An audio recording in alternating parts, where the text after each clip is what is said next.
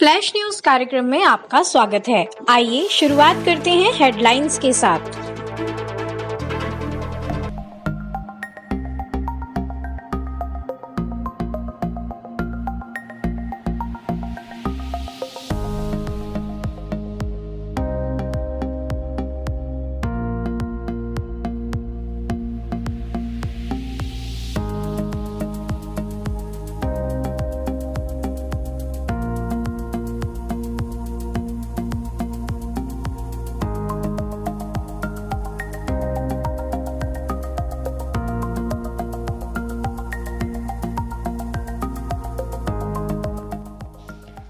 चलिए अब देखते हैं करंट अफेयर्स विस्तार से एक नए अंदाज में।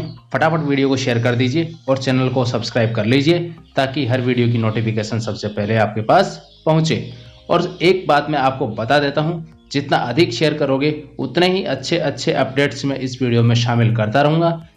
ज़्यादा नहीं तो कम से कम एक व्यक्ति 3 स्टडी ग्रुप्स में इस वीडियो को शेयर करे। चलिए शुरुआत करते हैं वसीम जाफर के साथ। वसीम जाफर हैं, इन्होंने क्रिकेट से संन्यास ले लिया। ये रणजी खेलते थे, रणजी ट्रॉफी जो होती है ये उसमें भाग लेते थे, वो खेलते थे। और अभी इन्होंने क्रिकेट के सभी प्रारूपों से संन्यास ले लिया है। 1 साल तक ये उत्तराखंड के मुख्य कोच रहेंगे। 1 साल के लिए उत्तराखंड के मुख्य कोच रहेंगे। उसके बाद एक रिकॉर्ड इनके नाम है, रणजी में सर्वाधिक स्कोर, यानी लगभग 12,000 रन इन्होंने बनाए हैं रणजी में। तो ये रिकॉर्ड इन्हीं के नाम है, ये आप याद रखेंगे।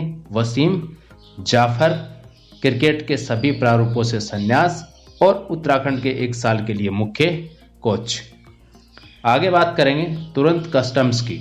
तुरंत कस्टम्स है, ये पोर्टल शुरू करा है सीबीआईसी ने। सीबीआईसी यानी कि केंद्रीय अप्रत्यक्ष कर और सीमा शुल्क बोर्ड, इन्होंने इसको शुरू करा है।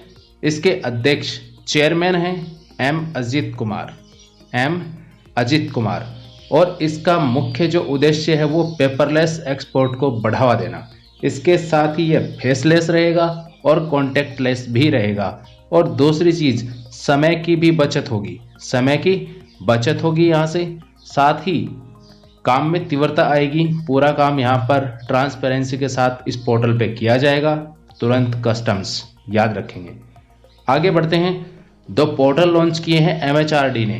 एमएचआरडी से मतलब है ministry of human resource and development, मानव संसाधन विकास मंत्रालय। कमेंट करके फटाफट मुझे ये बताइए, वर्तमान में मानव संसाधन विकास मंत्री कौन है? देखिए, एमएचआरडी ने 2 पोर्टल लॉन्च किए हैं, युक्ति 2.0 और एक है माइंड। ये 2 पोर्टल लॉन्च किए हैं उच्चतर शिक्षा में नवाचार और उद्यमिता संस्कृति में वृद्धि के लिए। ये आपको याद रखने हैं। आगे हम बात करेंगे 2 तोपें, M700 स्वतंत्र होवित्जर तोप और K9 वज्र तोप। ये अभी चर्चा में है। देखिए, भारत, चीन, पाकिस्तान और नेपाल, इनके बीच वर्तमान में तनाव की स्थिति बनी हुई है। तो इस स्थिति में भारत सिर्फ और सिर्फ अपनी रक्षा प्रणाली पर ध्यान दे रहा है। इसी कड़ी में अभी देखिए M700 स्वतंत्र होवित्जर तोपें ये चर्चा में रही और K9 वज्र तोपें ये चर्चा में रही। M700 स्वतंत्र होवित्जर तोप अमेरिका से भारत ने ली थी और K9 वज्र तोपें ये दक्षिणी कोरिया से लिए थे। ठीक है, तो ये आपको याद रखने हैं। इसके अलावा काफ़ी सारे डील्स अभी चल रही हैं, जैसे मैंने आपको पहले वीडियो में बताया भी था। MiG-29 है, वो भी भारत चाहता है रूस से। इसके अलावा Su-30 MKI यानी सुखोई 30 MKI जो फाइटर जेट है वो भी चाहता है। इसके अलावा फ्रांस के साथ डील कर चुका है राफेल विमानों की। और एक सिस्टम है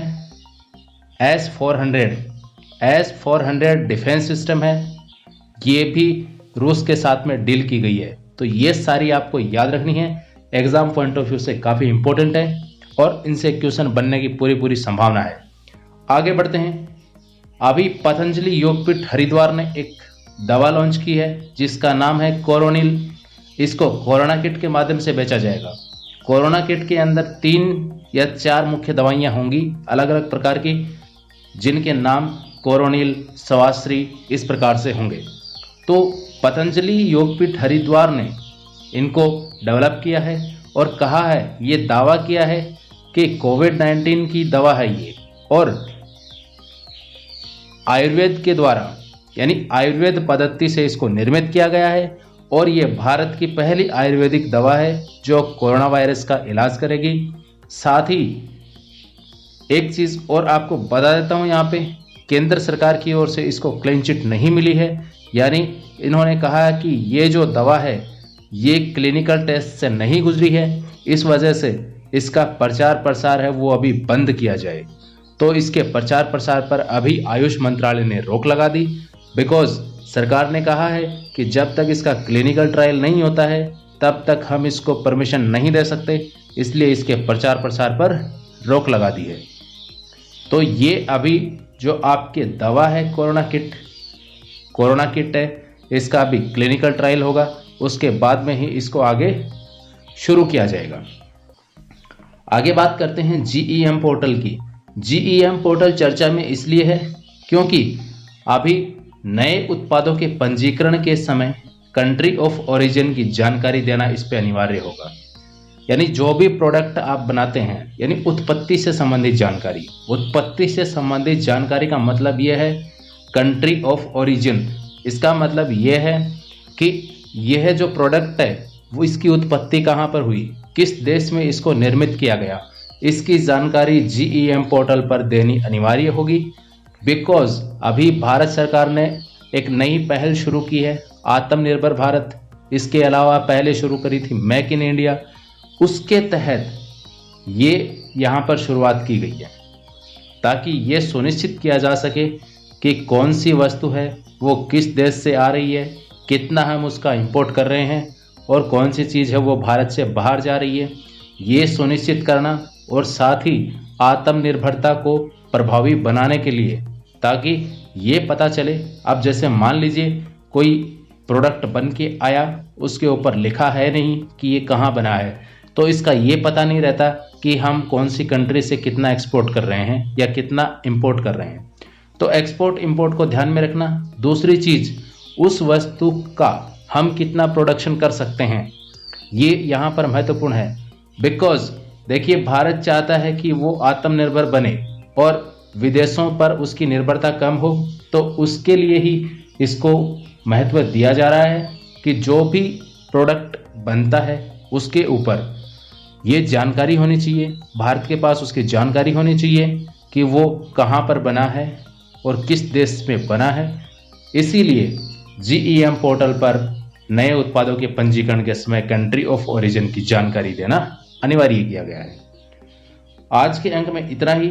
आपके लिए चलते चलते अभ्यास प्रश्न, जिसका जवाब आप कमेंट बॉक्स में दीजिए। भारत चीन के साथ कितनी लंबी साझा रेखा सीमा साझा करता है? भारत चीन के साथ कितनी लंबी सीमा साझा करता है? 3323 किलोमीटर, 3488 किलोमीटर, 4096.7 किलोमीटर, 3500 किलोमीटर। फटाफट इसका जवाब कमेंट में दीजिए। मिलते हैं अगले एपिसोड में। नमस्कार।